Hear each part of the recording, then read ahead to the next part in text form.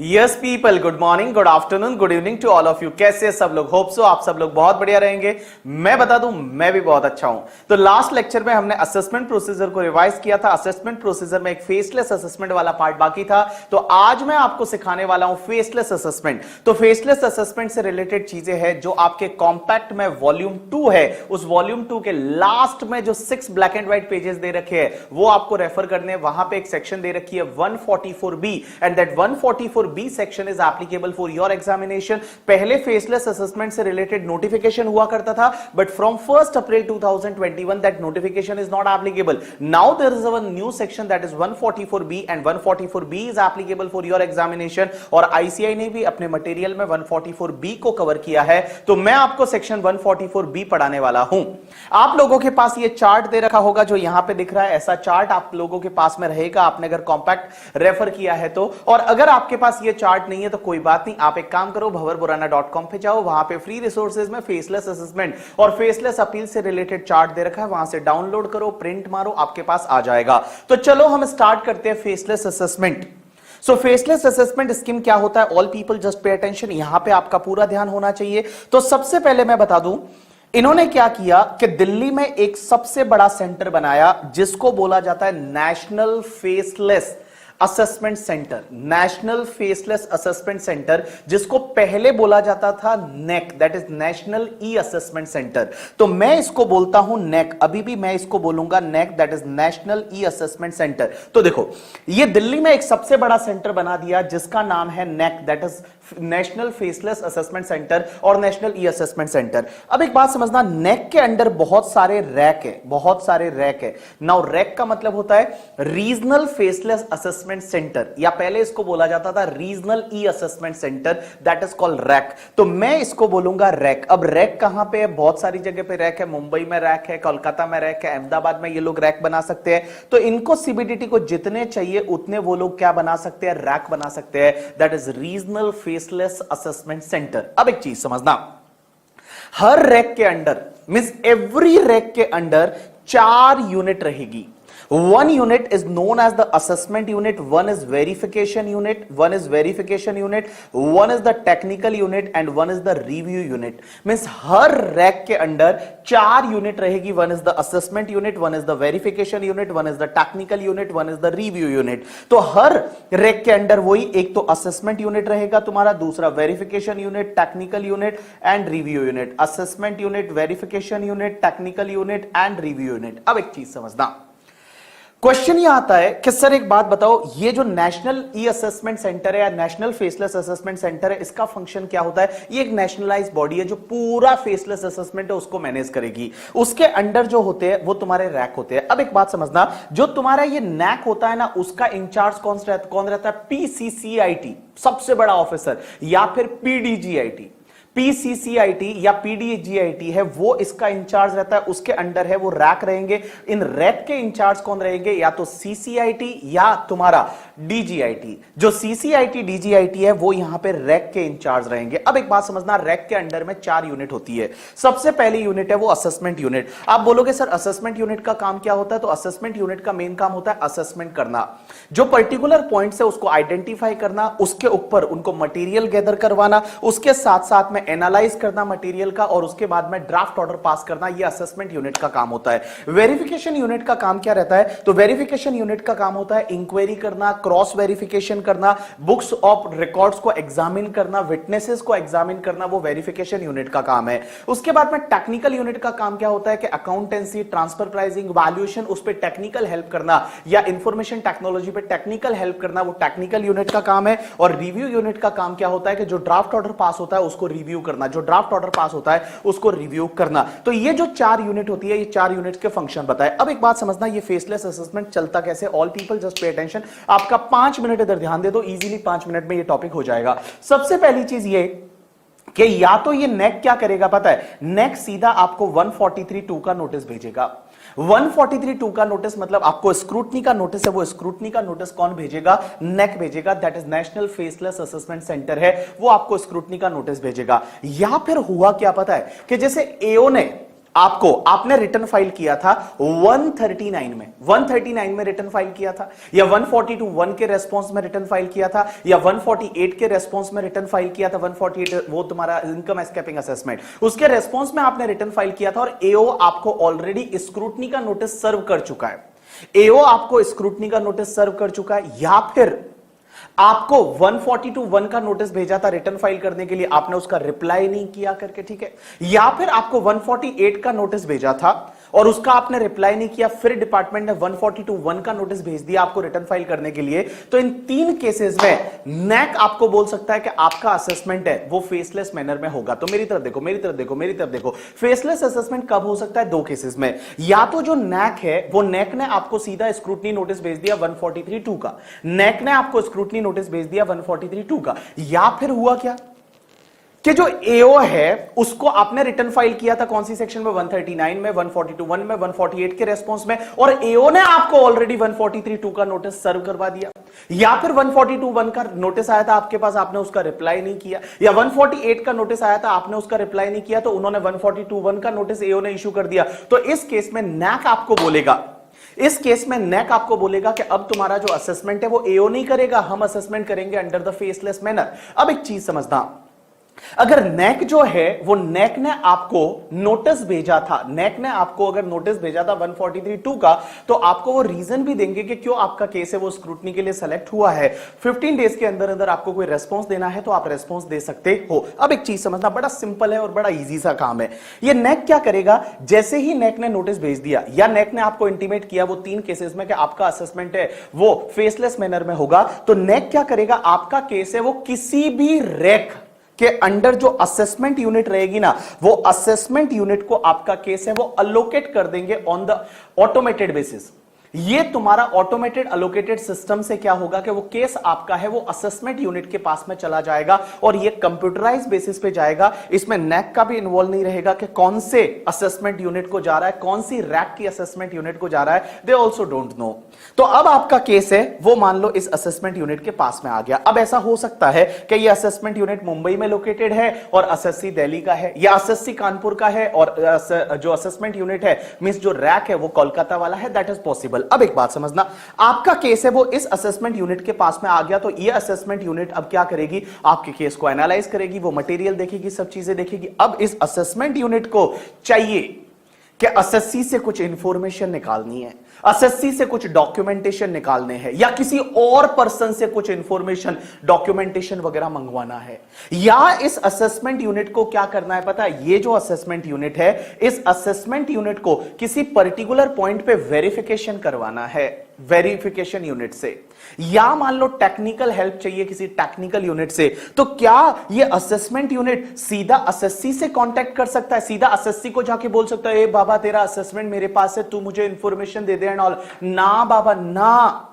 क्या ये सीधा वेरिफिकेशन यूनिट के पास जा सकता है, सीधा टेक्निकल यूनिट के पास जा सकता है? ना बाबा ना।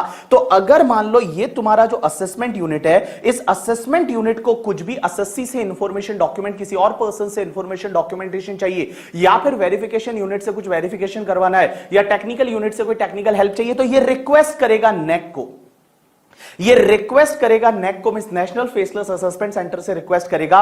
और ये नैक क्या करेगा पता है, नैक असेसी को नोटिस भेजेगा या किसी अदर पर्सन को नोटिस भेजेगा, या नैक जो है वो इंटीमेट करेगा किसको, वेरिफिकेशन यूनिट को। कौन सी वेरिफिकेशन यूनिट? कोई भी वेरिफिकेशन यूनिट हो सकती है, किसी भी रैक की वेरिफिकेशन यूनिट से वो वेरिफिकेशन के लिए नैक बोल सकता है। अब यहां पे ऐसा हो सकता है कि असेसमेंट यूनिट कोलकाता की है बट वेरिफिकेशन यूनिट है वो मुंबई की है, या टेक्निकल हेल्प चाहिए तो टेक्निकल यूनिट हो सकती है कि वो टेक्निकल यूनिट आपके है वो किसी दिल्ली की है, दैट इज पॉसिबल। तो यहां पे देखो समझने की कोशिश करना, असेसमेंट यूनिट ने क्या किया, असेसमेंट यूनिट ने बोला किसको, नैक को बोला कि सर हमको इंफॉर्मेशन डॉक्यूमेंट चाहिए असेसी से या किसी अदर पर्सन से कुछ चाहिए, या वेरिफिकेशन यूनिट से हमको वेरिफिकेशन करवाना है, टेक्निकल यूनिट से हमको टेक्निकल हेल्प चाहिए। तो असेसमेंट यूनिट किसको बोलेगा, असेसमेंट यूनिट सीधा असेसी के पास या वेरिफिकेशन यूनिट या टेक्निकल यूनिट के पास नहीं जा सकता, वो बोलेगा नैक को, और नैक क्या करेगा, असेसी को नोटिस भेजेगा और टाइम देगा इतने दिन के अंदर अंदर हमको ये इंफॉर्मेशन चाहिए, ये डॉक्यूमेंट चाहिए, ये हमको चाहिए। वो वेरिफिकेशन यूनिट को ऑटोमेटेड अलोकेटेड सिस्टम से किसी भी रैक के अंदर वेरिफिकेशन यूनिट को आपका केस अलॉट हो जाएगा, टेक्निकल यूनिट को अलॉट हो जाएगा। और अब एक बात बताओ, नैक के पास असेसी से या किसी अदर पर्सन से या वेरिफिकेशन यूनिट से या टेक्निकल यूनिट से जो भी रिपोर्ट्स आएगी वो सब किसको हैंडओवर करेगा? असेसमेंट यूनिट को। वो नैक भेजेगा असेसमेंट यूनिट को। किसको भेजेगा? असेसमेंट यूनिट को। अब असेसमेंट यूनिट क्या करेगा? सब चीजों को एनालाइज करने के बाद में वो क्या करेगा? अपना ऑर्डर पास करेगा और उस ऑर्डर को बोला जाएगा ड्राफ्ट ऑर्डर।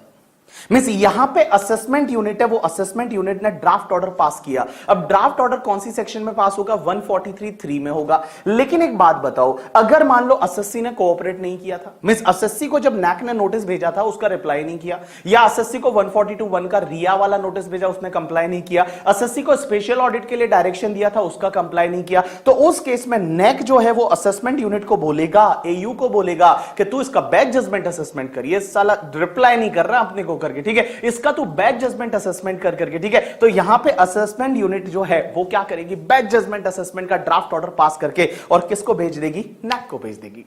अब एक बात बताओ, नैक के पास में जैसे ही ड्राफ्ट ऑर्डर आया, नैक क्या करेगा? उस ड्राफ्ट ऑर्डर को देखेगा। नैक के पास में भी कुछ सॉफ्टवेयर है और वो सॉफ्टवेयर से उसको एनालाइज करेगा कहीं सब सही है या नहीं है। अगर मान लो सब सही है, उसके बाद अगर मान लो यहां पे रिटर्न इनकम में कोई चेंज नहीं हुआ, एसएससी ने रिटर्न फाइल किया था, 10 लाख की इनकम बताई थी और यहां पे भी रिटर्न इनकम पे कोई चेंज नहीं हुआ, ड्राफ्ट ऑर्डर में रिटर्न इनकम पे कोई भी चेंज नहीं है, तो नॉर्मली क्या होगा पता है कि जो भी तुम्हारा नैक है वो नैक क्या करेगा? वो ड्राफ्ट ऑर्डर को ही फाइनल ऑर्डर बना के और एसएससी को भेज देगा।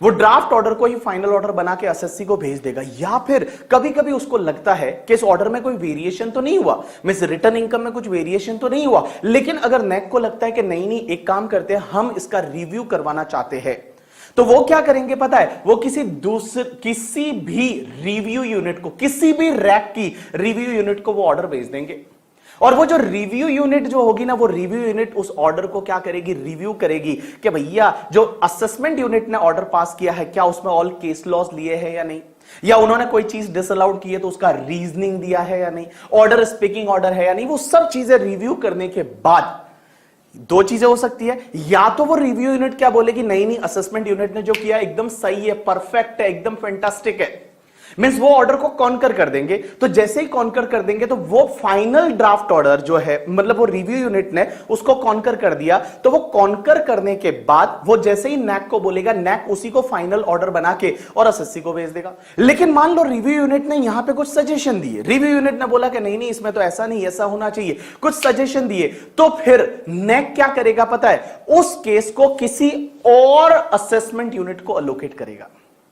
वो वाली असेसमेंट यूनिट नहीं जिसने पहले ऑर्डर पास किया था, वो नहीं, किसी और असेसमेंट यूनिट को अलॉट करेगा और वो दूसरी वाला असेसमेंट यूनिट जो रहेगा वो उस ऑर्डर को फाइनल करेगा। That is called final draft order. और वो वाला असेसमेंट यूनिट जो फाइनल ड्राफ्ट ऑर्डर है वो नैक को भेजेगा और नैक क्या करेगा? उसी फाइनल ड्राफ्ट ऑर्डर को किसको भेज देगा? एसएससी को फाइनल ऑर्डर बना के भेज देगा। लेकिन एक बात बताऊं मैं आपको, अगर मान लो जो पहली असेसमेंट यूनिट है उसने क्या किया कि जो असेसमेंट किया था, ड्राफ्ट ऑर्डर था, उस ड्राफ्ट ऑर्डर में कुछ वेरिएशन था as compared to the return income. जो एसएससी ने रिटर्न फाइल किया था 10 लाख पे, बट ड्राफ्ट ऑर्डर है उसमें 20 लाख आपका इनकम हो रहा था, तो उस केस में क्या होगा? जो नैक होगा, नैक या तो रिव्यू यूनिट को भेजेगा और रिव्यू वाला प्रोसेस चलेगा, और या फिर रिव्यू करवाने के बाद या रिव्यू करवाने से पहले वो क्या करेंगे? एसएससी को अपॉर्चुनिटी ऑफ बीइंग हर्ड देंगे। एसएससी को बोलेंगे कि हम तेरा ये ऑर्डर पास कर रहे हैं, हम ये तेरा ऑर्डर पास कर रहे हैं, opportunity of being heard SSC को देंगे और एसएससी को टाइम देंगे कि भैया इतने दिन के अंदर अंदर तू रिप्लाई कर दे। अगर एसएससी ने रिप्लाई नहीं किया उतने दिन में तो क्या होगा? जो ड्राफ्ट ऑर्डर था या फाइनल ड्राफ्ट ऑर्डर था as per the review unit के रिकमेंडेशन से जो पास हुआ होगा किसी और असेसमेंट यूनिट ने, that is called final draft order. तो जो ड्राफ्ट ऑर्डर है या फाइनल ड्राफ्ट ऑर्डर है उसी को फाइनल ऑर्डर बना के एसएससी को भेज देंगे।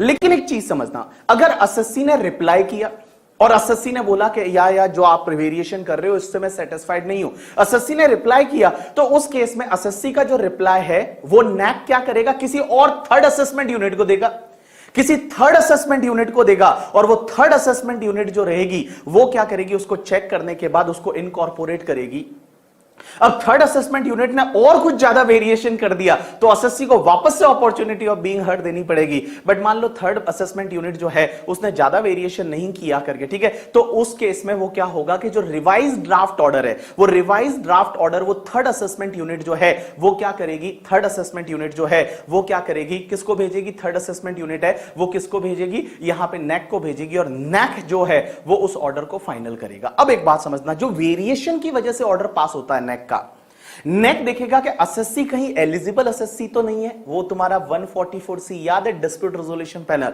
फॉरेन कंपनी या किसी नॉन रेजिडेंट या फिर किसी और का केस है, वो टीपीओ को ट्रांसफर हुआ था, उसके रिपोर्ट की वजह से आपकी इनकम कम ज्यादा हुई, याद आया। अगर वो एलिजिबल एसएससी है तो उसको नेक कभी भी फाइनल ऑर्डर नहीं भेजेगी, उसको ड्राफ्ट ऑर्डर भेजेगी।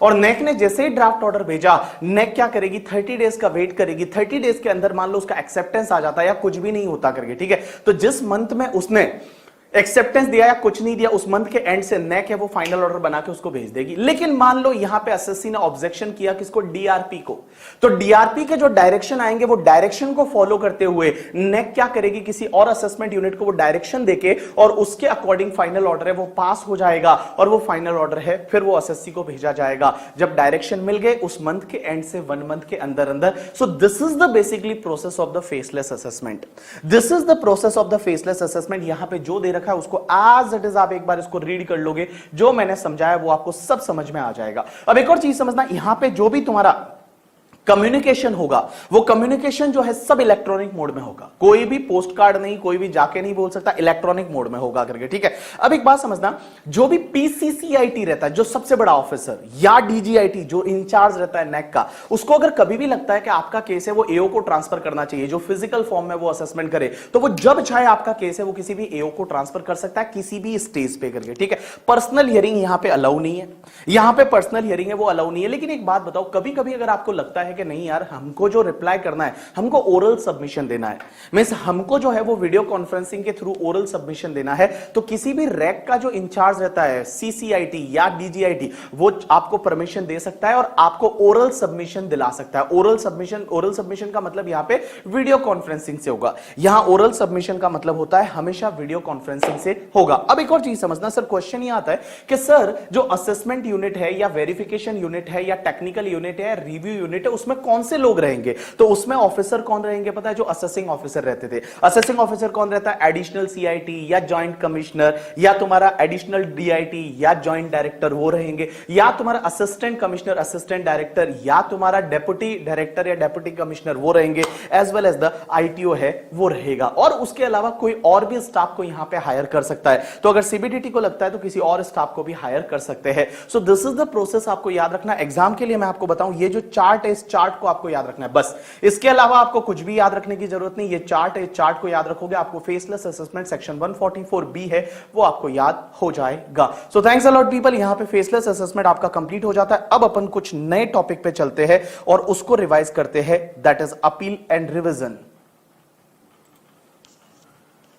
अब अपन चालू कर रहे हैं अपील एंड रिवीजन। सबसे पहले अपन पढ़ते हैं अपील। अब एक बात समझना, अपील कहां कहां होती है। सबसे पहली अपील सीआईटी अपील, उसके बाद आईटेट, हाई कोर्ट और सुप्रीम कोर्ट। सर इसका कोई टाइम लिमिट होता है? Answer is yes, time limit होता है। सीआईटी अपील 30 डेज, आईटेट 60 डेज और तुम्हारा हाई कोर्ट 120 डेज और तुम्हारा सुप्रीम कोर्ट 90 डेज के अंदर अंदर। अब एक चीज समझना, जब भी आप अपील करते हो तो अपील किसी भी ऑर्डर या इंटीमेशन के अगेंस्ट में हो सकती है, लेकिन ध्यान रखना 5 ऑर्डर ऐसे हैं जिसके अगेंस्ट में अपील नहीं होती। अगर आपको इंटरेस्ट लगाया गया 234 एबीसी का, उसके अगेंस्ट अपील नहीं हो सकती, या फिर 264 का रिविजनल ऑर्डर है, 264 का रिविजनल ऑर्डर, उसके अगेंस्ट में अपील नहीं हो सकती। सेटलमेंट कमीशन का ऑर्डर आया, उसके अगेंस्ट में अपील नहीं हो सकती। अथॉरिटी ऑफ एडवांस रूलिंग का ऑर्डर आया, उसके अगेंस्ट में अपील नहीं हो सकती। या फिर क्वेश्चन ऑफ फैक्ट पे आईटेट का ऑर्डर आया तो अपील नहीं हो सकती, क्योंकि क्वेश्चन ऑफ फैक्ट है वो लास्ट आईटेट तक सुने जाते हैं। हाई कोर्ट, सुप्रीम कोर्ट में आप तभी जा सकते हो जब क्वेश्चन ऑफ लॉ है।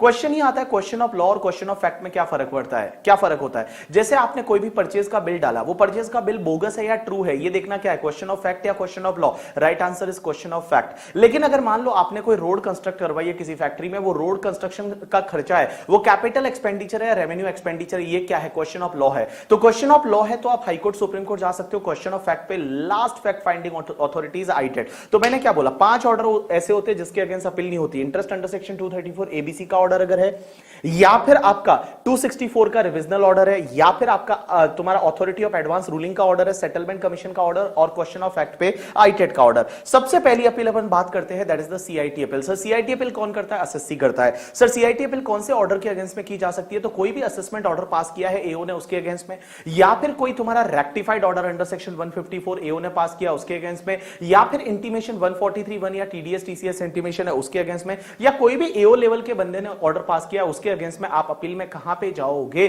CIT appeal. अब एक बात समझना, सीआईटी अपील में अपील करने का टाइम लिमिट होता है 30 डेज के अंदर अंदर करके, ठीक है। जैसे ही आपको जिस ऑर्डर के अगेंस्ट में अपील में जा रहे हो वो ऑर्डर रिसीव हो जाता है, उसके 30 डेज के अंदर अंदर आप अपील कर सकते हो। लेकिन सर 30 डेज से क्या अगर मान लो डिले हो गया तो क्या डिले को कंडोन किया जा सकता है? Answer is yes. यहां पे सीआईटी अपील है वो आपके डिले को कंडोन कर सकता है। अब एक और चीज समझना, सर अपील कैसे होती है? तो अपील के लिए एक तुम्हारा फॉर्म लगता है, that is form number 35। Form number 35 के साथ में आप जिस ऑर्डर या इंटीमेशन के अगेंस्ट में अपील में जा रहे हो उसका कॉपी आपको लगाना पड़ेगा। उसके साथ में दो सबसे इंपॉर्टेंट डॉक्यूमेंट लगते हैं, one is the statement of fact and one is the ground of appeal. One is the statement of fact and one is the ground of appeal. Statement of fact में क्या होता है? आपको fact बताने पड़ते हैं आपके केस के, और ग्राउंड्स ऑफ अपील में यह बताना पड़ता है कि आप अपील में क्यों जा रहे हो करके, ठीक है। जैसे मान लो आप बोलते हो कि ये हाईकोर्ट के जजमेंट है जो बोलते हैं कि भैया ये खर्चा अलाउ होना चाहिए, हमारे केस में डिसअलाउड हुआ है, तो that is called your grounds of appeal. और उसके साथ में आपको अपील फाइलिंग फीस है वो भी पे करनी पड़ती है। अब क्वेश्चन ये आता है कि सर अपील फाइलिंग फीस कितनी होती है? तो अपील फाइलिंग फीस की अगर मैं बात करूं तो आपकी जो असेस्ड इनकम है वो अगर अप टू 1 लाख है तो appeal filing fees is 250 rupees.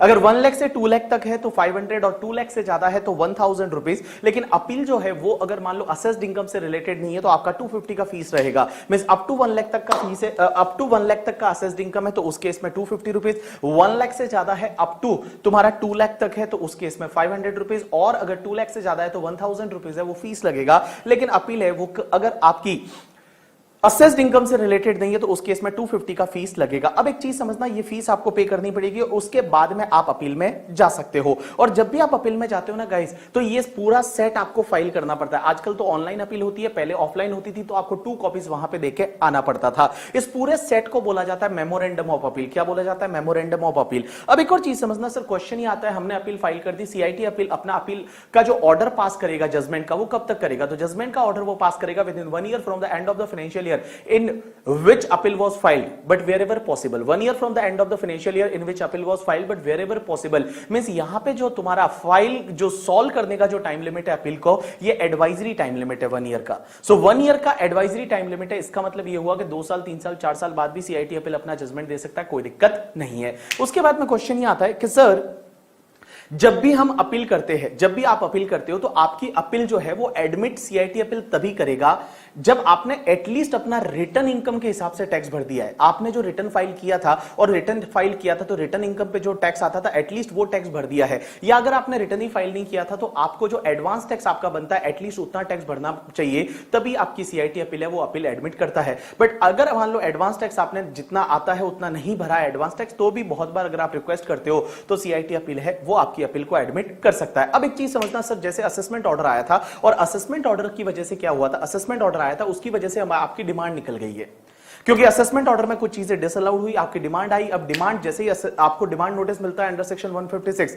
30 days के अंदर अंदर आपको पे करना पड़ता है, अदरवाइज आप असेसिएंट डिफॉल्ट बन जाते हो, रिकवरी प्रोसीडिंग चालू हो जाती है ऑल। सो क्वेश्चन यहां पे ये आता है कि सर जैसे मान लो हमारा डिमांड नोटिस आया लेकिन हमने क्या किया, अपील में चले गए, तो क्या वो डिमांड पे स्टे ले सकते हैं या नहीं? डिमांड पे स्टे का मतलब होता है कि डिमांड को रुक जाना जानम रुक जाना, क्या डिमांड को हम रुकवा सकते हैं या नहीं? Answer is yes. उसके लिए आप या तो असेसिंग ऑफिसर से एप्लीकेशन कर दो और असेसिंग ऑफिसर को बोलोगे सर प्लीज प्लीज प्लीज हम अभी डिमांड पे नहीं करेंगे क्योंकि हम सीआईटी अपील में गए, हमको लगता है वहां हम जीत जाएंगे, तो प्लीज आप डिमांड पे थोड़ा स्टे दे दो ना। या फिर आप सीआईटी अपील को भी रिक्वेस्ट कर सकते हो, और CIT appeal as well as assessing officer दोनों के पास पावर है कि वो आपको स्टे दे सकते हैं, दोनों के पास पावर है कि वो आपको स्टे दे सकते हैं। यू गॉट माय पॉइंट और नॉट? यस। प्रैक्टिकल लाइफ में क्या होता है, आपसे 20-25% टैक्स भरवाया जाता है और उसके बाद आपको स्टे है वो नॉर्मली मिल जाता है। अब एक और चीज समझना, अब आगे जाके फेसलेस अपील होने वाली है। फेसलेस अपील कैसे होगी, क्या होगी, वो अपन आज ही पढ़ेंगे फेसलेस अपील वाले पार्ट में। उसके आगे बढ़ते हैं, that is the ITAT appeal. तो ITAT that is the tribunal appeal. Tribunal is not a income tax authority, ध्यान रखना, tribunal is not a income tax authority. Tribunal है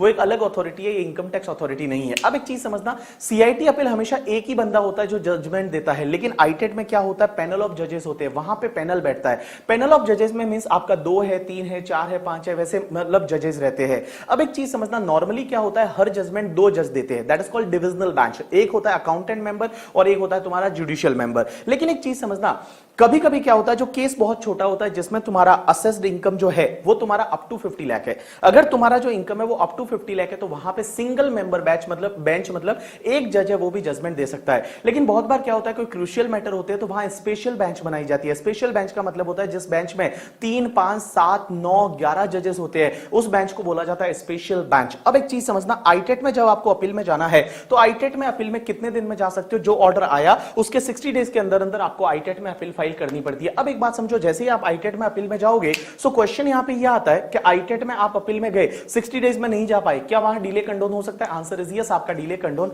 हो सकता है। आईटेट में आप अपील जब फाइल करोगे तो सर क्या फॉर्मेट रहेगा, तो सबसे पहले आपको फॉर्म नंबर 36 लगेगा, उसके साथ साथ में आपको जिस ऑर्डर के अगेंस्ट में अपील में जा रहे हो वो ऑर्डर का कॉपी, उसके साथ साथ में 2 सबसे ज्यादा इंपॉर्टेंट डॉक्यूमेंट कौन कौन से, स्टेटमेंट ऑफ फैक्ट और ग्राउंड्स ऑफ अपील है वो, और उसके साथ में आपको अपील फाइलिंग फीस भी लगेगी। सर अपील फाइलिंग फीस कितनी रहती है, तो मैं बताऊं, अगर आपका assessed income up to 1 lakh है तो 500 रुपीज, 1 लाख से 2 लाख तक है तो 1500 रुपीज, और अगर 2 लाख से ज्यादा है तो उस केस में 1% of assessed income but maximum 10,000 तक का आपको फीस लगेगा। 1% ऑफ द असेस्ड इनकम और मैक्सिमम 10,000 तक का आपको फीस लगेगा। लेकिन यहां पे एक और चीज समझना, अगर मान लो अपील किसी अदर मैटर से रिलेटेड है, असेस्ड इनकम से रिलेटेड नहीं, अपील अदर मैटर से रिलेटेड मींस जैसे मान लो ट्रस्ट का रजिस्ट्रेशन कैंसिल कर दिया और वो कैंसिलेशन के अगेंस्ट में आपको अपील में जाना चाहते हो, that is any other matter से रिलेटेड है, तो उस केस में आपको 500 रुपीज का फीस है वो लगेगा। अब एक चीज समझना, सर यहां पे जो आईटेट है वो आईटेट अपना जजमेंट कब तक देगा, तो मैं बता दूं, ITAT has to give the judgement within 4 years from the end of the financial year in which appeal was filed, but wherever possible, ये जो 4 साल का टाइम है, wherever possible का मतलब यहां पे ये होता है कि यहां पे बेटा 6 साल, 7 साल, 8 साल में भी दे सकते हैं, because it is advisory time limit, it is not a binding time limit, ये तुम्हारा एडवाइजरी टाइम लिमिट है। अब एक और चीज समझना सर, क्वेश्चन यहां पे ये आता है कि आईटेट में अपील जब फाइल करेंगे कौन से ऑर्डर के अगेंस्ट में करेंगे, तो या तो सीआईटी अपील का कोई ऑर्डर आया उसके अगेंस्ट में, या फिर तुम्हारा रिविजनल ऑर्डर आया 263 का उसके अगेंस्ट में, जो 263 का रिविजनल ऑर्डर जो पास करता है कौन, सीआईटी एडमिन, उसके अगेंस्ट में जाएंगे, या फिर तुम्हारा जो भी क्या बोलते हैं ऑर्डर आया था एओ का, और एओ का ऑर्डर आया था and AO pass that order in the direction with the DRP, जो डीआरपी के डायरेक्शन से ऑर्डर पास हुआ था उसके अगेंस्ट में अपील आप सीधा आईटेट में जाओगे, या फिर CIT, PCIT, CCIT, PCCIT level के बंदे ने जो भी ऑर्डर पास किया है उसके अगेंस्ट में आप अपील सीधा कहां जाओगे, आईटेट में जाओगे। अब एक और चीज समझना सर, क्वेश्चन यहां पे ये आता है कि आईटेट है वो स्टे ऑफ डिमांड दे सकता है या नहीं। सीआईटी में हम हार गए और उसकी वजह से हमारा स्टे वेकेटेड हो गया, तो क्वेश्चन ये आता है आईटेट है वो स्टे ऑफ डिमांड दे सकता है नहीं, answer is yes, ITAT stay of demand दे सकता है। यहां पे इस साल से कुछ अमेंडमेंट है और आईटेट स्टे ऑफ डिमांड दे सकता है, but ITAT stay of demand maximum 180 days के लिए दे सकता है, मैक्सिमम 180 डेज के लिए आईटेट स्टे ऑफ डिमांड दे सकता है। लेकिन 180 डेज के अंदर अगर अपील रिजॉल्व नहीं होती और there is not a mistake on part of SSC, 180 days में रिजॉल्व नहीं हुई और उसमें एसएससी का मिस्टेक नहीं है, तो उस केस में आईटेट स्टे को एक्सटेंड भी कर सकता है, बट तुम्हारा maximum stay period original plus extended 365 days से ज्यादा नहीं हो सकता। मैक्सिमम स्टे पीरियड है वो 365 डेज से ज्यादा नहीं हो सकता। अब एक और चीज समझना, इस बार अमेंडमेंट ये हुआ है कि आईटेट जो 180 डेज का स्टे देता है वो स्टे तभी देगा जब एटलीस्ट आपने 20% ऑफ टैक्स पे कर दिया, मतलब जो भी तुम्हारा डिस्प्यूटेड अमाउंट था, वो जो डिमांड थी उसमें से एटलीस्ट आपने 20% पे कर दिया है, तो ही आईटेट आपको स्टे देगा 180 डेज का, और उसके बाद 365 तक बढ़ा सकता है अगर आपका गलती नहीं है तो। लेकिन जैसे ही 365 डेज हो जाएंगे उसके बाद वो वेकेट हो जाएगा, रिमेनिंग 80% भी आपको पे करना पड़ेगा, कोई दिक्कत नहीं है। चलो अब अपन आगे बढ़ते हैं और हम पढ़ रहे हैं कि सीआईटी अपील और आईटेट के पावर में क्या फर्क है, उनके जो ड्यूरासेल होते हैं वो ड्यूरासेल में क्या क्या फर्क है। तो सबसे पहली चीज ये है कि सीआईटी अपील क्या असेसमेंट को एनहांस कर सकता है क्या। एनहांस का मतलब होता है जैसे मान लो आपने रिटर्न फाइल किया था 10 लाख, एओ ने उसकी इनकम कर दी 20 लाख, क्या सीआईटी अपील 30 लाख कर सकता है? Answer is yes, CIT appeal कर सकता है। सीआईटी अपील एनहांस कर सकता है, मींस आपके पेट में दर्द था, आप वहां गए, सीआईटी अपील एक और मुक्का मार सकता है, ये सीआईटी अपील कर सकता है, आईटेट नहीं कर सकता। आईटेट एनहांस नहीं कर सकता, सीआईटी अपील एनहांस कर सकता है। क्वेश्चन ये आता है क्या रिड्यूस कर सकते हैं, आंसर इज यस, तभी तो जा रहे हैं हम। क्या ये कंफर्म कर सकते हैं, आंसर इज यस। तो रिड्यूस कर सकते हैं, कंफर्म कर सकते हैं, बट एनहांस सिर्फ सीआईटी अपील कर सकता है, आईटेट नहीं कर सकता। अब एक और चीज समझना, जो एओ ने असेसमेंट ऑर्डर पास किया था क्या उसको कैंसिल कर सकते हैं, answer is yes. CIT appeal भी कैंसिल कर सकता है, आईटेट भी कैंसिल कर सकता है, लेकिन क्या रेफर बैक टू एओ कर सकते हैं कि वापस से तू नया असेसमेंट करके लेके आ, refer back to AO for the fresh assessment, या आईटेट कर सकता है, सीआईटी अपील नहीं कर सकता। ITAT refer back to the AO for fresh assessment, ITAT कर सकता है, CIT appeal refer back to the AO नहीं कर सकता। अब एक और चीज समझना, क्या ये जो डिले था 30 डेज 60 डेज में आपने अपील फाइल नहीं किया, उसको डिले को कंडोन कर सकते हैं, आंसर इज यस, दोनों कंडोन कर सकते हैं। अब एक और चीज समझना, क्या एडिशनल ग्राउंड्स ऑफ अपील ले सकते हैं? पहले आपने वो ग्राउंड देना भूल गए थे, बाद में आप अभी ग्राउंड देना चाहते हो, ग्राउंड्स ऑफ अपील, तो क्या वो ले सकते हैं, आंसर इज यस। अब यहां पे सबसे इंटरेस्टिंग पार्ट ये होता है कि क्या एडिशनल एविडेंसेस ले सकते हैं, मींस ऐसे एविडेंसेस जो पहले आपने इनकम टैक्स अथॉरिटी के सामने नहीं रखे थे बट अब आप सीआईटी अपील या आईटेट के सामने रख रहे हो, तो क्या एडिशनल एविडेंसेस ये लोग ले सकते हैं या नहीं? तो मैं बता दूं, सीआईटी अपील जो है वो एडिशनल एविडेंसेस ले सकता है 4 केस में, 4 केस, 4 केस करके, ठीक है। इधर देखो, जो सीआईटी अपील है वो एडिशनल एविडेंसेस ले सकता है 4 केस में। कौन कौन से केस में? सबसे पहला केस, कि एओ ने मांगा था बट आपने दिया नहीं, एओ ने मांगा था बट आपने दिया नहीं क्योंकि आपके पास था नहीं, मतलब हो सकता है उस टाइम एविडेंस नहीं था। दूसरा केस, अगर मान लो आपने एविडेंस दिया था बट एओ ने उसको रिजेक्ट कर दिया था। तीसरा, अगर एओ ने मांगा नहीं, आपने दिया नहीं, बट आप देना चाहते थे बट आपके पास था नहीं करके, ठीक है। एंड लास्ट पार्ट, अगर मान लो एओ ने बिना अपॉर्चुनिटी ऑफ बीइंग हर्ड दिया, आपका असेसमेंट कंप्लीट कर दिया। तो मैंने क्या बोला, देखो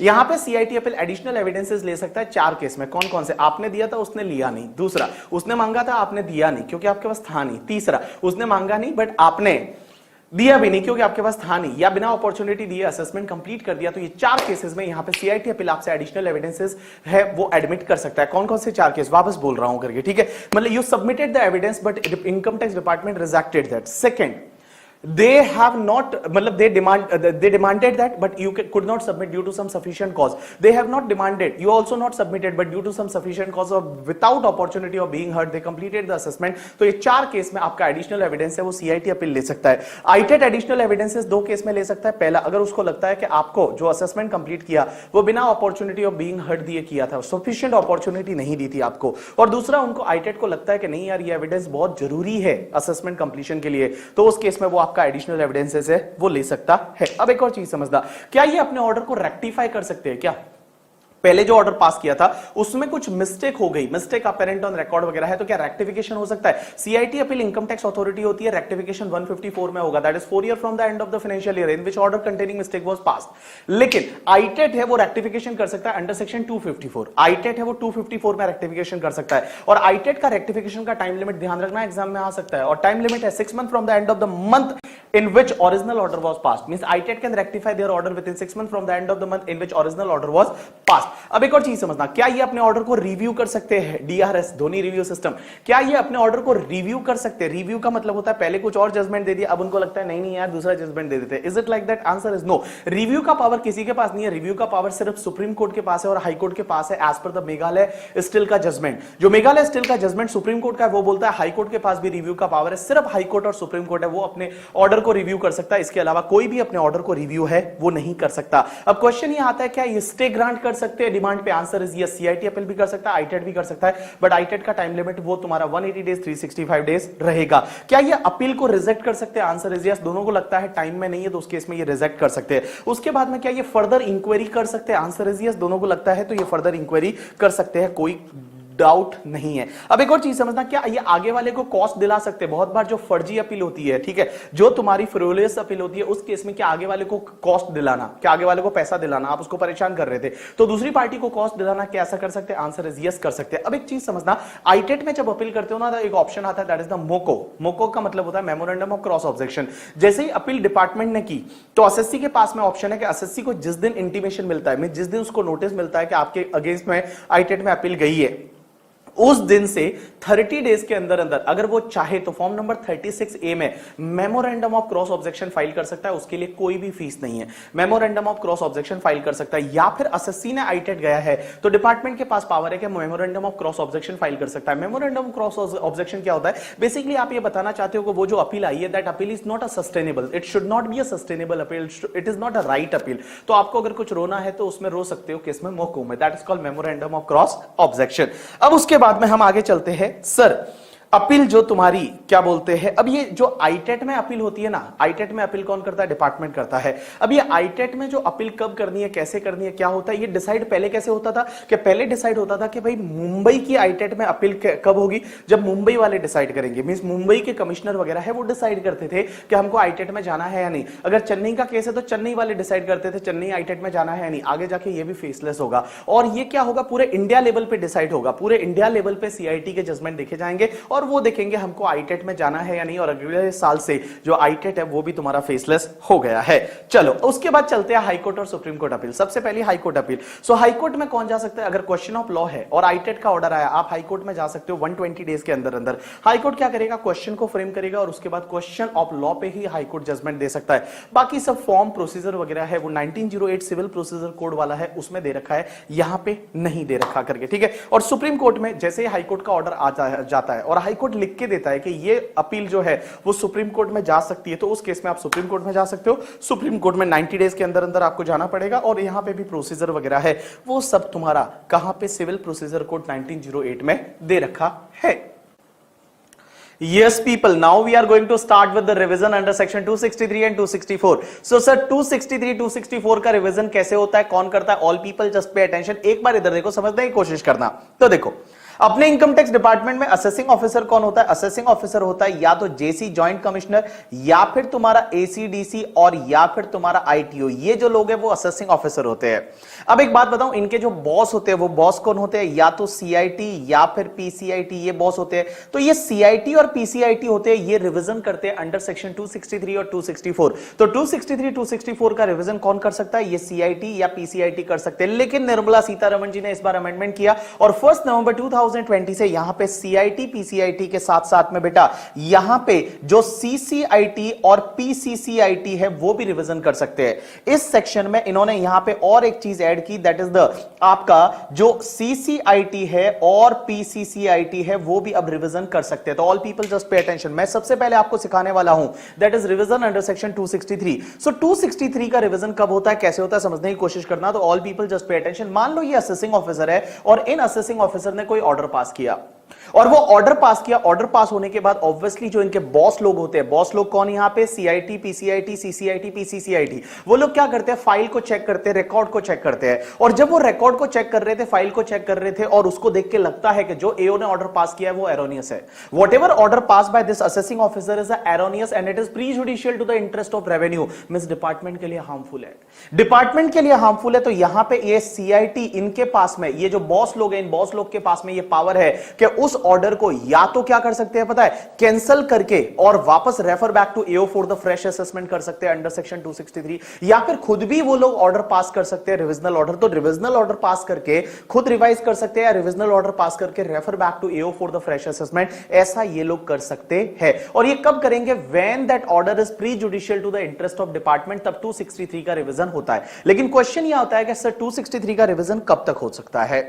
तो 263 का रिवीजन जो हो सकता है वो 263 का रिवीजन हो सकता है with in 2 years from the end of the financial year, with in 2 years from the end of the financial year in which original order was passed bye assessing officer. तो असेसिंग ऑफिसर ने जिस year में order pass किया था उस year के and से 2 साल के अंदर अंदर ये जो बॉस लोग हैं ये रिवीजन कर सकते हैं। अब एक और चीज समझना, सर मान लो किसी और मैटर पे हम ऑलरेडी आगे अपील में जा चुके हैं, कोई मैटर था उस मैटर पे ऑलरेडी हम अपील में आगे जा चुके हैं, CIT appeal, ITAT, high court, supreme court, वहां जा चुके हैं, वहां पेंडिंग है या डिसाइड हो गया है, क्या उस मैटर पे रिवीजन हो सकता है? Answer is no. लेकिन बाकी वाले मैटर पे रिवीजन हो सकता है। यहां पे पार्शियल मर्जर का जो सिद्धांत है, डॉक्ट्राइन है, वो यहां कंफर्म किया हुआ है कि भैया जो मैटर आगे जा चुका है उसको छोड़ के बाकी वाले मैटर पे वो 263 कर सकता है। अब एक और चीज समझना, क्वेश्चन यह आता है सर रिकॉर्ड के बेसिस पे जिस दिन वो बॉस लोग फाइल देख रहे हैं उस दिन उनको लगता है कि आपका ऑर्डर एरोनियस है, तो सर रिकॉर्ड कौन सी डेट का देखा जाएगा? जो रिकॉर्ड एओ ने ऑर्डर पास किया था उस दिन अवेलेबल था उस बेसिस पे, या जिस दिन वो फाइल चेक कर रहा है उस दिन के रिकॉर्ड के बेसिस पे? राइट आंसर है जिस दिन बॉस फाइल चेक कर रहे हैं। जिस दिन बॉस फाइल चेक कर रहे हैं और वहां रिकॉर्ड के बेसिस पे पता चलता है कि जो एओ ने ऑर्डर पास किया था वो एरोनियस है and prejudicial to the interest of department है, तो उस केस में रिवीजन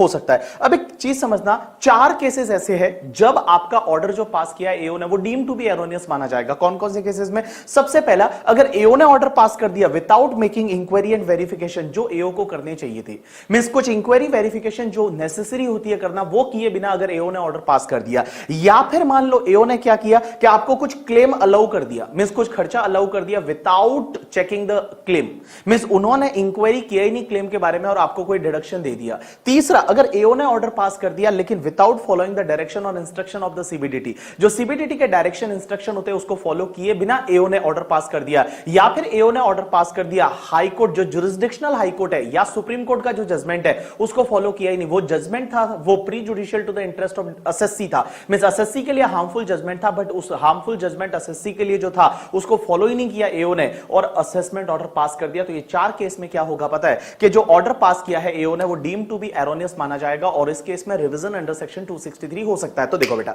मैंने क्या बोला, 4 केस ऐसे होंगे जिसमें ऑर्डर जो एओ का है वो डीम टू बी एरोनियस माना जाएगा। कब? अगर उन्होंने वेरिफिकेशन किए बिना, जो इंक्वायरी वेरिफिकेशन करना था वो किए बिना ही उसने क्या किया, ऑर्डर पास कर दिया, या फिर उसने किसी क्लेम जो था, आपने कोई खर्चे का डिडक्शन लिया था, उसने क्लेम को चेक ही नहीं किया, इंक्वायरी नहीं किया और आपको डिडक्शन दे दिया, या फिर सीबीडीटी के कुछ डायरेक्शन जो इंस्ट्रक्शन थे वो उस एओ ने फॉलो नहीं किए, या एओ ने हाई कोर्ट जो जुरिस्डिक्शनल हाई कोर्ट है या फिर सुप्रीम कोर्ट का जो जजमेंट था उसको फॉलो नहीं किया, तो यहां पे 263 में रिवीजन अंडर सेक्शन 263 है वो बॉस लोग कर सकते हैं। अब एक और चीज समझना, एक और रिवीजन होता है दैट इज द 264 का। 264 का रिवीजन क्या बोलता है कि अगर मान लो एओ ने ऑर्डर पास किया, इनके बॉस लोग हैं, अब बॉस लोगों को या तो ओन मोशन लग जाता है, मींस उनको सुओ मोटो लगता है कि भाई ऑर्डर जो एओ ने पास किया है उस वो एसएससी के लिए थोड़ा हार्मफुल है, मींस एसएससी को कुछ फायदा होना चाहिए था, इन्होंने दिया नहीं, तो वो ओन मोशन 264 में रिवाइज करके एसएससी को फायदा दे सकते हैं। अब ऐसा प्रैक्टिकल लाइफ में होता नहीं। इसमें दूसरा केस ये आता है कि एसएससी यहां पे 264 के लिए एप्लीकेशन कर सकता है। अगर एसएससी को जब भी असेसमेंट ऑर्डर मिलता है उसको लगता है कि 264 होना चाहिए, मेरे लिए इस एओ ने कुछ गलत किया है, तो वो 264 के लिए एप्लीकेशन कर सकता है, किसको? सीआईटी, पीसीआईटी, सीसीआईटी या पीसीसीआईटी को। अब एक चीज समझना है यहां पे, वेरी इंटरेस्टिंग पार्ट, क्वेश्चन ये टाइम लिमिट क्या है।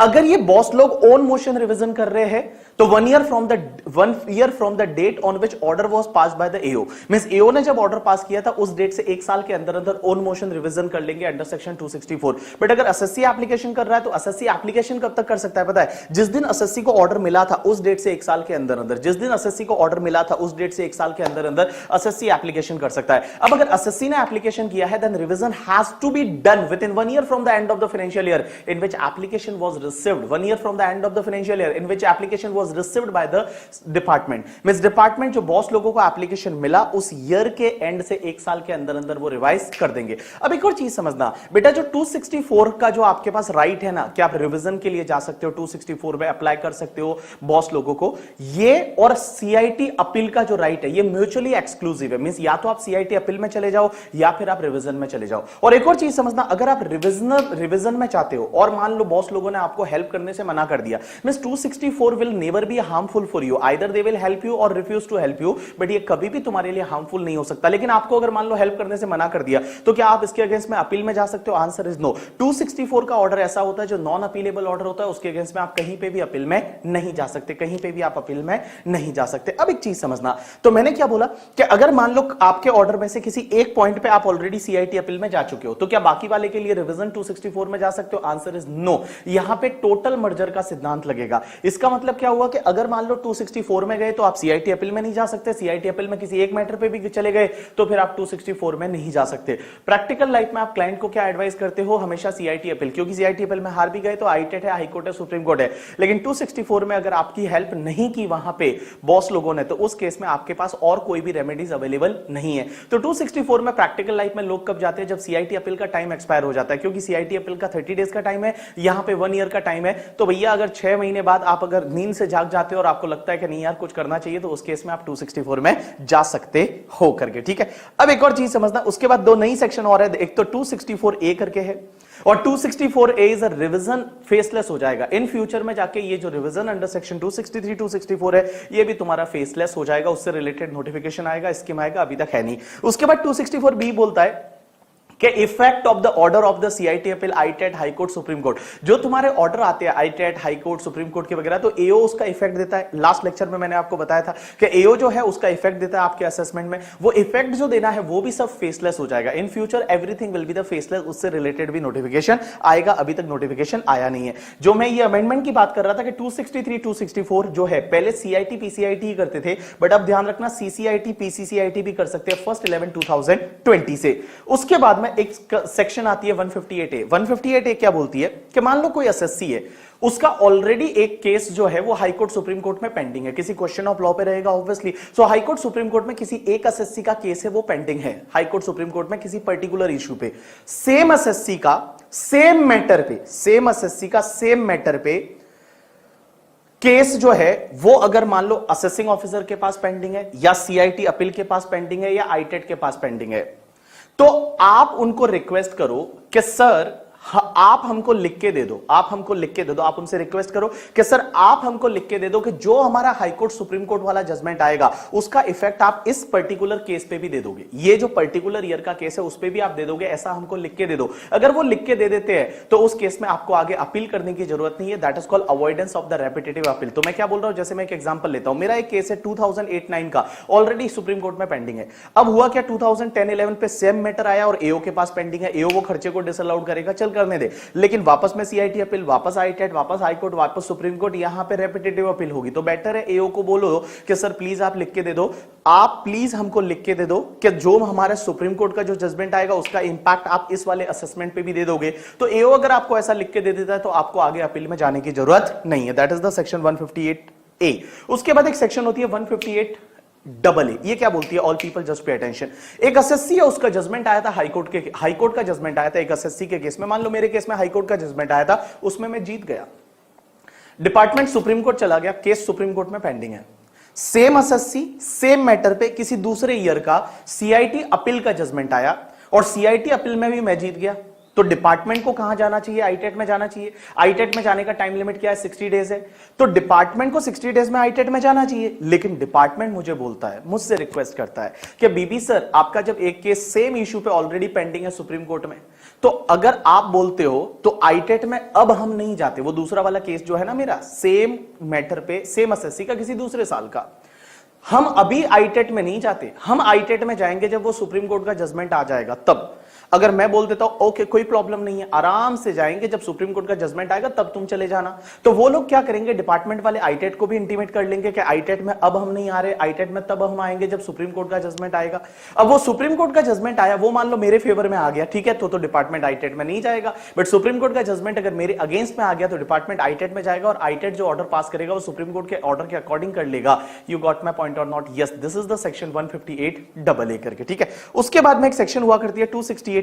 268A क्या बोलती है कि भैया डिपार्टमेंट जो अपील करता है ना, डिपार्टमेंट छोटे छोटे केसेस में अपील नहीं करता। डिपार्टमेंट तभी अपील करता है जब डिपार्टमेंट को लगता है कि जो टैक्स इफेक्ट इन्वॉल्व है, मतलब डिपार्टमेंट को जो फायदा होने वाला है वो पर्टिकुलर लिमिट से ज्यादा है, डिपार्टमेंट को जो फायदा होने वाला है वो पर्टिकुलर लिमिट से ज्यादा है, तो ही डिपार्टमेंट अपील में जाता है, अदरवाइज डिपार्टमेंट अपील में नहीं जाता। डिपार्टमेंट आईटेट में तब जाता है जब टैक्स इफेक्ट है वो 50 लाख से ज्यादा है, 50 लाख से ज्यादा है। वो हाईकोर्ट में तब जाते हैं जब टैक्स इफेक्ट है वो 1 करोड़ से ज्यादा है, और सुप्रीम कोर्ट में तब जाते हैं जब टैक्स इफेक्ट है वो 2 करोड़ से ज्यादा है। तो देखो आईटेट में कब जाते हैं जब 50 लाख से ज्यादा है, हाईकोर्ट में कब जाते हैं जब 1 करोड़ से ज्यादा है, और सुप्रीम कोर्ट में कब जाते हैं जब 2 करोड़ से ज्यादा है। अब एक और चीज समझना, डिपार्टमेंट जो है, मान लो एक एसएससी के केस में अपील में नहीं गया बट दूसरे एसएससी के केस में अपील में चला गया, तो वो दूसरा एसएससी ऐसा नहीं बोल सकता कि आप उसके केस में तो अपील में नहीं जा रहे हो, आप मेरे केस में अपील में क्यों जा रहे हो, ऐसा आप नहीं बोल सकते, ठीक है। वो डिपार्टमेंट की चॉइस है किसके केस में जाए, किसके केस में नहीं जाए। दूसरी चीज, मान लो एक पर्टिकुलर एसएससी है, उसके केस में एक साल में डिपार्टमेंट अपील में नहीं गया, मान लो सीआईटी अपील में डिपार्टमेंट हार गया, डिपार्टमेंट आईटेट में नहीं गया, बट दूसरे साल डिपार्टमेंट आईटेट में जाना चाहता चाहता है तो आप ये नहीं बोल सकते कि लास्ट ईयर तो आप नहीं गए थे, इस बार कैसे जा रहे हो, ऐसा आप नहीं बोल सकते, ठीक है, ऐसा आप नहीं बोल सकते। This is the completion of your appeal topic. अब एक और चीज समझना, क्वेश्चन ये आता है कि अपीलेट अथॉरिटी में जब भी आप आईटेट में जाते हो, सीआईटी अपील में जाते हो, वहां पे आप क्या कोई फ्रेश क्लेम ले सकते हो क्या? कोई खर्चे का डिडक्शन पहले आप लेना भूल गए थे, अब आप लेना चाहते हो, ले सकते हो? आंसर इज यस, ले सकते हो। देयर आर सम जजमेंट, और जजमेंट्स बोलते हैं कि अब आप आईटेट वगैरह में आप फ्रेश क्लेम ले सकते हो, लेकिन एओ के सामने नहीं ले सकते। एओ के सामने किसी भी खर्चे का डिडक्शन लेना है तो वो only through the revise return ले सकते हो, उसके अलावा कोई आपके पास में ऑप्शन नहीं है। अब अपन वापस चलेंगे तुम्हारे किस पे? फेसलेस पे। अब एक चीज समझना, अब आपका अपील भी फेसलेस हो गया है, और फेसलेस अपील कैसा होता है समझने की कोशिश करना, बड़ा सिंपल है। जैसे आपने फेसलेस असेसमेंट पढ़ा था वैसा ही कुछ है। तो देखो बेटा, faceless appeal 2020, this is applicable for your examination, ये चार्ट में दे रखा है, और इसका थियरी आपको पढ़ना है तो वॉल्यूम 1 का एनेक्चर नंबर 2, एनेक्चर नंबर 1 मत पढ़ना, वो पहले ई असेसमेंट था उससे रिलेटेड है। वॉल्यूम नंबर 1 कॉम्पैक्ट है, उसका एनेक्चर नंबर 2 जो है वो तुम्हारा फेसलेस अपील से रिलेटेड। अब एक चीज समझना, फेसलेस अपील कैसे होगी? तो फेसलेस अपील के लिए इन्होंने 3 लेवल की, वहां पे जैसे कैसा था आपको पता है, फेसलेस असेसमेंट में क्या था, सबसे ऊपर क्या था, नेशनल फेसलेस असेसमेंट सेंटर। तो यहां पे ही दिल्ली में एक सेंट्रलाइज बनाया office, that is national faceless appeal centre, जिसको मैं एनफैक बोलूंगा, NFAC means national faceless appeal centre. अब एक चीज समझना, नेशनल फेसलेस अपील सेंटर के अंडर क्या उन्होंने रखा होगा? Regional faceless appeal centre, that is RFAC. So NFAC के अंडर क्या? आरफैक, ये रीजनल ऑफिस रहेंगे। और आरफैक के अंडर बेटा वहां पे 4 यूनिट हुआ करती थी वहां पे, ठीक है, रैक के अंदर। यहां पे बेटा एक ही यूनिट है, that is the appeal unit. यहां पे एक ही यूनिट है, दैट इज अपील यूनिट, जिसका काम होगा अपील सुनना, सीआईटी अपील सुनना। वन और मोर सीआईटी का टीम रहता है, वन और मोर सीआईटी अपील का टीम होता है, that is called your appeal unit. अब एक बात बताओ, अपील यूनिट का काम क्या होगा? तो अपील यूनिट का काम होगा भैया या तो admitting additional grounds of the appeal, as well as the direction of the NAC and AO, means department को डायरेक्शन देना for making further inquiries, as well as the information और क्लेरिफिकेशन लेना, providing opportunity of being heard to the assessee, analysing the material furnished by applicant and review the draft order and all, that is the appeal unit का function होता है। अभी मैं आपको procedure सिखाता हूं क्या होता है। All people just pay attention. देखो, अब सीआईटी अपील जो होती है ना वो फेसलेस हो गई है। अब कैसे होगी सीआईटी अपील? तो मैं जैसे जैसे आपको समझाता हूं वैसे वैसे आप सुनते जाना, इजीली समझ जाएगा। सबसे पहले आप लोग अपील फाइल करोगे, जैसे एओ का ऑर्डर आया, आपने अपील फाइल की, ऑनलाइन अपील होती है, आपने सीआईटी अपील ऑनलाइन फाइल कर दी। अब ये अपील किसके पास जाएगी पता है? एनफैक के पास। NFAC means national faceless appeal centre, जो दिल्ली में है। अब एनफैक क्या करेगा? आपकी अपील को किसी आरफैक के अपील यूनिट को अलॉट कर देगा। किसी भी आरफैक में जो अपील यूनिट रहेगा उसको आपकी अपील अलॉट कर देगा। अब वो अपील यूनिट के पास में आपकी अपील आ गई, मींस अपील यूनिट है वो आपकी अपील देख रहा है, सीआईटी अपील जो आपने की है वो अपील यूनिट के पास आ गई, किसी आरफैक में अलॉट किसने की है? एनफैक ने। अब एक चीज समझना, वो अपील यूनिट देखेगी कि आपने अपील फाइल की है, वो मान लो 30 डेज के बाद की है, तो 30 डेज के बाद की है तो सफिशिएंट रीजन अगर है तो वो आपकी अपील को एडमिट करेंगे, नहीं तो आपकी अपील को रिजेक्ट कर देंगे। तो यहां अपील यूनिट एनफैक को बोलेगी कि इनकी अपील को रिजेक्ट कर दो क्योंकि कोई सफिशिएंट कॉज नहीं है 30 डेज के बाद फाइल करने का, या इनकी अपील है उसको एक्सेप्ट कर दो। या फिर कभी कभी क्या होता है, आपने जब अपील फाइल की और आपने मान लो रिटर्न भी फाइल नहीं किया था तो आपको एडवांस टैक्स जितना अमाउंट पे करना पड़ेगा। मान लो आपने वो एडवांस टैक्स जितना अमाउंट पे नहीं किया तो अपील यूनिट बोल सकती है एनफैक को कि इनकी अपील को रिजेक्ट कर दो। बट मान लो यहां पे अपील यूनिट आपको एग्जेम्पशन दे देती है कि कोई बात नहीं, आप एडवांस टैक्स जितना अमाउंट नहीं पे करोगे तो भी चलेगा, तो उस केस में आपकी अपील है वो अपील यूनिट एडमिट कर लेगी। तो अपील यूनिट जो है वो आपकी अपील को एडमिट कर रही है, रिजेक्ट कर रही है, वो एनफैक को बताएगी, और एनफैक किसको कम्युनिकेट करेगा? असेसी को कम्युनिकेट करेगा, और I can say that the applicant को कम्युनिकेट करेगा। अब एक बात समझना, आपकी अपील है वो अभी अपील यूनिट के पास में है। अब अपील यूनिट को कुछ इंफॉर्मेशन चाहिए, डॉक्यूमेंट चाहिए, कुछ एविडेंसेस चाहिए, या तो असेसी से मींस अपीलेंट से, या किसी अदर पर्सन से, एज वेल एज उनको रिपोर्ट चाहिए डिपार्टमेंट से, एओ और नैक से। एओ या नैक से, नैक मतलब वो तुम्हारा नेशनल ई असेसमेंट सेंटर, या जिसको मैंने बोला faceless assessment centre, national faceless assessment centre, that is called NAC, इसलिए मैंने वहां पे नैक बोला था, यहां पे मैं एनफैक बोलूंगा, ठीक है। अब एक चीज समझना, एनफैक किसको बोलूंगा? नेशनल फेसलेस अपील सेंटर को। अब एक चीज समझना, हुआ क्या? अपील यूनिट आपकी अपील देख रही है। अब अपील यूनिट को क्या चाहिए? कुछ इंफॉर्मेशन चाहिए, डॉक्यूमेंट चाहिए, एविडेंसेस चाहिए, अपीलेंट से या एनी अदर पर्सन से, डिपार्टमेंट से रिपोर्ट मंगवानी है करके, ठीक है, डिपार्टमेंट से report Mangwani on the grounds of appeal and all document evidences पे, एज वेल एज उनको डायरेक्ट करना है डिपार्टमेंट को कि हमको फर्दर इंक्वायरी वगैरह करके दो। तो अपील यूनिट किसको बोलेगी पता है? अपील यूनिट बोलेगी एनफेक को। किसको बोलेगी? एनफेक को। कि भैया आप है ना एसएससी से ये डॉक्यूमेंट लाओ, एसएससी से ये इंफॉर्मेशन लाओ, एसएससी से ये एविडेंसेस लाओ, किसी और पर्सन से ये लाओ। तो जो जो अपील यूनिट को चाहिए, अपील यूनिट डायरेक्ट उनके घर पे नहीं जा सकता, डायरेक्टली उनको कम्युनिकेट नहीं कर सकता, डायरेक्टली डिपार्टमेंट को भी कम्युनिकेट नहीं कर सकता। तो अपील यूनिट किसको कम्युनिकेट करेगा? एनफेक को। और एनफेक उन सब लोगों को कम्युनिकेट करेगा किसको? एसएससी को, as well as the department को, नैक और एओ को, as well as the any other person को वगैरह। और जो भी उनसे इंफॉर्मेशन मिलेगी किससे? एसएससी से, डिपार्टमेंट से और एनी अदर पर्सन से, एनफेक के पास आएगी। एनफेक वो इंफॉर्मेशन किसको दे देगा? अपील यूनिट को दे देगा। अब एक चीज समझना, जैसे ही एसएससी ने मान लो कुछ एडिशनल ग्राउंड्स दे दिए, तो एडिशनल ग्राउंड्स है वो दे दिए, तो भैया एनफेक है वो एडिशनल ग्राउंड किसको भेजेगा? अपील यूनिट को भेजेगा। अपील यूनिट उसको चेक करेगा कि आपने जो एडिशनल ग्राउंड्स अभी दिए है उसका सफिशिएंट कॉज है या नहीं। अगर सफिशिएंट कॉज है तो वो एडिशनल ग्राउंड्स को एडमिट करेंगे, अगर सफिशिएंट कॉज नहीं है तो वो रिजेक्ट कर देंगे। एडिशनल एविडेंसेस मान लो एसएससी ने दिए, तो एसएससी ने एडिशनल एविडेंसेस एनफेक को दिए, एनफेक किसको देगा? अपील यूनिट को देगा। अपील यूनिट चेक करेगा कि भैया जो भी एडिशनल एविडेंसेस दिए हैं वो चार वो एडिशनल एविडेंसेस जब आप देते हो तो वो 4 कंडीशन सेटिस्फाइड होनी चाहिए। पता है कि आपने दिया था उसने लिया नहीं, या उसने मांगा था आपने दिया नहीं, आपके पास था नहीं, या उसने मांगा नहीं था आपने दिया भी नहीं था, आपके पास था नहीं, या बिना opportunity of being heard the assessment complete कर दिया। तो अगर वो 4 केस में फॉल करता है तो आपका एडिशनल एविडेंसेस है वो अपील यूनिट एडमिट करेगा। एविडेंस एडमिट करने के बाद वो एडिशनल एविडेंसेस डिपार्टमेंट को भेजेगा। वो नैक को बोलेंगे कि भैया आपने ये एडिशनल एविडेंस दिया है, तो नैक अगर चाहे, नैक या एओ चाहे तो उसको वेरीफाई कर सकते हैं, तो उसको ऑनलाइन उसको ट्रांसफर कर देंगे, वो उसको वेरीफाई करेंगे। तो ये सब चीजें करने के बाद तुम्हारी जो अपील यूनिट है ना, वो अपील यूनिट क्या करेगी? ये सब चीजें कंसिडर करने के बाद अगर अपील यूनिट कोई ऐसा ऑर्डर पास कर रहा है जहां पे एनहांस हो रही है इनकम, क्योंकि सीआईटी अपील के पास ये पावर है कि एनहांस कर सकता है, आपकी इनकम को बढ़ा सकता है। तो अगर मान लो अपील यूनिट कोई ऐसा ऑर्डर पास कर रही है जिसमें एनहांस हो रही है इनकम या लॉसेस कम हो रहा है, तो एसएससी को अपॉर्चुनिटी ऑफ बीइंग हर्ड दिया जाएगा। वो एनफेक को बोलेंगे, एनफेक एसएससी को बोलेगा, अपॉर्चुनिटी ऑफ बीइंग हर्ड दिया जाएगा। उसके बाद जो भी उसका रिप्लाई आएगा वो वापस से अपील यूनिट को सबमिट किया जाएगा।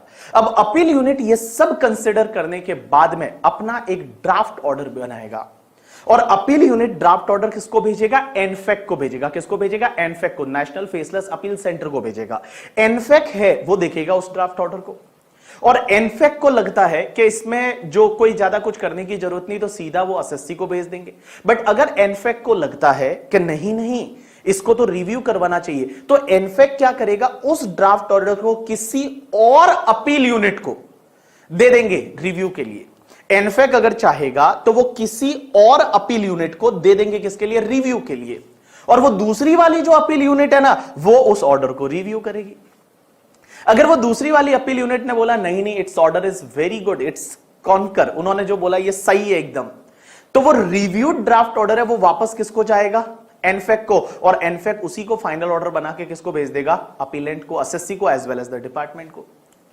अब एक बात समझना, लेकिन अगर मान लो रिव्यू यूनिट ने बोला, review unit is also appeal unit, other appeal unit है, वो रिव्यू यूनिट है। वो रिव्यू यूनिट और वो वाली रिव्यू जो कर रही है वो अपील यूनिट ने बोला नहीं इसमें तो ये चेंज करना पड़ेगा, और वो अपने सजेशन किसको भेजेगा? एनफेक। एनफेक क्या करेगा? किसी तीसरी अपील यूनिट को भेजेगा उसको इनकॉर्पोरेट करने के लिए, किसी तीसरी अपील यूनिट को भेजेगा उसको इनकॉर्पोरेट करने के लिए, और वो फिर जो ऑर्डर भेजेंगे that is called revise draft order. वो रिवाइज ड्राफ्ट ऑर्डर वापस एनफेक के पास आएगा, और एनफेक उसको फिर फाइनल ऑर्डर बना के एसएससी को भेज देगा। अब एक बात समझना, ये आरफेक वाला जो ऑर्डर जो एनफेक वाला जो ऑर्डर आएगा, that is national faceless appeal centre का ऑर्डर जो आएगा, एसएससी के पास भी आएगा, डिपार्टमेंट के पास भी आएगा। अगर आप उससे सेटिस्फाइड नहीं हो तो आप सीधा कहां जाओगे? आईटेट में। और आईटेट आपको जुरिस्डिक्शनल आईटेट में जाना है।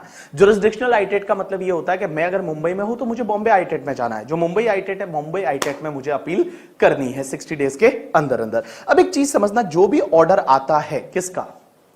अपील का जो ऑर्डर है, ठीक है, अपील का जो एनफेक ने ऑर्डर पास किया, अगर उस ऑर्डर में कुछ मिस्टेक है तो क्या रेक्टिफिकेशन हो सकता है? आंसर इज यस, रेक्टिफिकेशन 154 में होता है।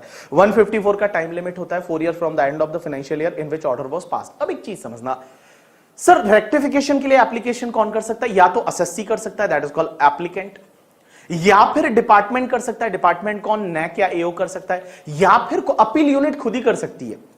जिस अपील यूनिट ने पहला वाला ड्राफ्ट ऑर्डर पास किया था या फिर रिवाइज ड्राफ्ट ऑर्डर पास किया था, रिव्यू ड्राफ्ट ऑर्डर पास किया था, उनको कुछ मिस्टेक मिल जाती है तो वो एनफेक को एप्लीकेशन करेंगे कि इसमें रेक्टिफिकेशन करना चाहिए, प्लीज आप रेक्टिफिकेशन करो, तो एप्लीकेशन एनफेक को की जाएगी। एनफेक क्या करेगा, किसी अपील यूनिट को रेक्टिफिकेशन के लिए उसको अलॉट कर देंगे। अब एक चीज समझना, जब भी यहां पर रेक्टिफिकेशन होगा तो अपॉर्चुनिटी ऑफ बीइंग हर्ड दी जाएगी, but opportunity of being heard किसको दी जाएगी? अगर असेसी ने एप्लीकेशन किया है, असेसी मींस एप्लीकेंट ने एप्लीकेशन किया है, तो डिपार्टमेंट को नैक एओ को अपॉर्चुनिटी ऑफ बीइंग हर्ड दिया जाएगा। अगर मान लो डिपार्टमेंट ने एप्लीकेशन किया है, मींस नैक एओ ने एप्लीकेशन किया है, तो असेसी को अपॉर्चुनिटी ऑफ बीइंग हर्ड दिया जाएगा। लेकिन अगर मान लो इनकी अपील यूनिट ने ही एप्लीकेशन किया है, अपील यूनिट ने ही एप्लीकेशन किया है, तो बेटा यहां appellant as well as NeAC AO दोनों को अपॉर्चुनिटी ऑफ बीइंग हर्ड दिया जाएगा और उसके बाद में रेक्टिफिकेशन ऑर्डर है वो पास किया जाएगा। So this is call your faceless appeal का जो सिस्टम है ये ऐसे चलेगा करके, ठीक है। अब एक बात समझना, ये जितने भी कम्युनिकेशन रहेंगे एनफेक, आरफेक और अपील यूनिट के बीच में, ये सब तुम्हारा क्या रहेगा, इलेक्ट्रॉनिक मोड में रहेगा। ये सब इलेक्ट्रॉनिक मोड में रहेगा, कोई भी आप वहां सीधा नहीं जा सकते। अब एक चीज समझना, जो पीसीसीआईटी है सबसे बड़ा ऑफिसर, या तुम्हारा पीडीजीआईटी, ये लोग इंचार्ज रहते हैं एनफेक के। जो नेक के इंचार्ज है वो भी यही लोग रहते थे, एनफेक के इंचार्ज भी ये लोग रहते हैं। ये लोगों को अगर किसी भी स्टेज पे लगता है तो सीबीडीटी की अप्रूवल लेके और आपका केस किसी जुरिस्डिक्शनल सीआईटी अपील को ट्रांसफर कर सकते हैं। अगर इनको लगता है तो आपका केस है वो किसी जुरिस्डिक्शनल सीआईटी अपील है उसको ट्रांसफर कर सकते हैं। यहां पे पर्सनल हियरिंग नहीं होगी, आप पर्सनली नहीं जा सकते। अब जब भी आपको अपॉर्चुनिटी ऑफ बीइंग हर्ड मिलता है, आप अपने को एक्सप्लेन करना है। अगर मान लो डिजिटल लाइक मोड से, तो वहां वीडियो कॉन्फ्रेंसिंग की फैसिलिटी आपको प्रोवाइड की जा सकती है। जो सीसीआईटी या बीजीआईटी रहते हैं इंचार्ज ऑफ द आरफेक, वो आरफेक वाले आपको क्या करेंगे, वहां अपॉर्चुनिटी ऑफ बीइंग हर्ड है वो आपको वीडियो कॉन्फ्रेंसिंग के जरिए आपको सुन सकते हैं करके, ठीक है। So thanks a lot people. यहां पे ये तुम्हारा appeal as well as the faceless appeal. आज अपन ने क्या क्या पढ़ा, सबसे पहले फेसलेस असेसमेंट पढ़ा, फिर अपन ने अपील पढ़ा, फिर तुम्हारा फेसलेस अपील पढ़ा। ये जो फेसलेस वाला पार्ट है ये ज्यादा बेटर अंडरस्टैंडिंग के लिए आप एक बार ये जो चार्ट देखोगे ना तो आपको सब चीजें समझ में आ जाएगी, मैंने क्या बोला है, कैसे बोला है, हर चीज आपको समझ में आ जाएगी, ठीक है। सो थैंक्स अलॉट पीपल, बहुत अच्छा लगा आप लोगों को पढ़ा के, आपको भी अच्छा लगा होगा करके, ठीक है। बाकी अभी हर बार बोलता हूं, आज भी बोल ही रहा हूं करके, ठीक है, कि टाइम बहुत ही कम है। टाइम लास्ट के 1-2 साल जो गुजरे हैं पूरे वर्ल्ड के लिए वो शायद इतने अच्छे नहीं रहे, because lots of negativity, Covid, ये वो, अभी वैक्सीनेशन चालू हो गया है, कभी कभी ये लगता है वापस से कोविड बढ़ जाएगा and all, but don't worry about that. आपका काम है पढ़ाई करना, आप सिर्फ अपने कर्म पे ध्यान दो, बिकॉज गीता में लिखा हुआ है आप अपना कर्म करो, फल की जो इच्छा है वो मत रखो, जो फ्रूट्स मिलने हैं वो अपने आप मिलने हैं। वो जो ऊपर वाला है जिसको भी आप मानते हो, ईश्वर है, अल्लाह है, वो आपको ढंग का देगा, जो आपने बोया है वही आप पाओगे। So don't worry about that. पढ़ाई करते रहो, आपको बहुत आगे बढ़ना है ऑब्वियसली, लेकिन वो चीज आपके ऐसे सर के आगे नहीं होनी चाहिए, आपके बैकग्राउंड में होनी चाहिए। मतलब आपको अगर आप सोचते हो मुझे पास होना है फर्स्ट अटेम्प्ट में, मुझे रैंक लानी है, ये करना है, वो ऐसे सर के आगे नहीं होनी चाहिए, वो बैकग्राउंड में जरूर होनी चाहिए और उसके अकॉर्डिंगली आपको मेहनत करनी पड़ेगी। आपको हर रोज मेहनत करनी पड़ेगी। मैंने ऐसे बहुत सारे लोग देखे जो पहले ही बोलते हैं हम तो रैंक ला लेंगे, ये कर लेंगे, वो कर लेंगे, बट करते कुछ नहीं है। जब करने की बात आती है ना, जब मेहनत करने की बात आती है, दिन में 10 घंटे बैठने की बात आती है, तब वो नहीं हो पाता है करके, ठीक है। फिर बोलते हैं यार नहीं हो पाया, ये नहीं हो पाया, वो बहाने ढूंढते हैं करके, ठीक है। क्या ढूंढते हैं? बहाने, कि नहीं यार ये था तो कोविड था इसलिए नहीं हुआ, घर में ये प्रॉब्लम थी, घर में लाइट चली गई थी, ये हो गया था, वो हो गया था, ये सब बहाने हैं। दुनिया में मैं बताऊं ना, लोगों ने कैसी कैसी परिस्थितियों में, कैसी कैसी सिचुएशन में पढ़ाई की है, आप सोच नहीं सकते, और वो लोग ही आगे जाके कुछ कर पाते हैं। ये चीज ध्यान रखना। एक चीज तो पक्की है, इस एग्जाम में, ये सीए का एग्जाम है, कौन कितना इंटेलिजेंट है उससे कोई मतलब नहीं, कौन कितनी मेहनत करता है, सही डायरेक्शन में मेहनत करता है, बड़ा पॉजिटिव होकर मेहनत करता है, बड़ा खुश होकर मेहनत करता है, वो क्लियर करता है। आप देख लेना, आप किसी भी फ्रेंड को एनालाइज कर लेना करके, ठीक है, जिसने ज्यादा टाइम दिया, जिसने ज्यादा मेहनत की और सही टाइम पे मेहनत की। एक और चीज बता दूं, बहुत सारे लोग साल भर से पढ़ रहे होते हैं, बट लास्ट के 3 महीने में डब्बा गोल हो जाता है, लास्ट के 3 महीने में पढ़ ही नहीं पाए, और वो लोग नहीं हो पाते। और मैं बता दूं, वो पहले नहीं पढ़ते थे, बट लास्ट के 3-4 महीने अगर दबा के आपने पढ़ाई कर ली, वो लोग क्लियर कर जाते हैं। सो भैया सीधी सी बात है, एक ही सॉल्यूशन करके, ठीक है, कड़ी मेहनत का कोई विकल्प नहीं। ट्रक के पीछे लिखा हुआ रहता है कि कड़ी मेहनत का कोई विकल्प नहीं। मैं आपको बोलता हूं, कड़ी पढ़ाई जो है, मतलब जो मेहनत है वो पढ़ाई है आपके लिए और आपको वही करना है। और ये जब कर लोगे, जब सीए बन जाओगे यार, बहुत सारी अपॉर्चुनिटी है, बहुत सारी नई नई चीज़ें हैं, बहुत सारी चीज़ें हैं, वर्ल्ड खुल रहा है पूरा वर्ल्ड करके, ठीक है। बड़ी अपॉर्चुनिटियाँ खुल रही है। कोविड की वजह से काफ़ी बिजनेसेस चेंज हो गए, बहुत सारी चीज़ें हैं वो नई हो रही है, लोग हैं वो वर्क फ्रॉम होम कर रहे हैं, उसमें भी कंफर्टेबल है, बहुत सारी कॉर्पोरेट चल रही है, बहुत सारे स्टार्टअप आ रहे हैं, नई नई चीज़ें हो रही है।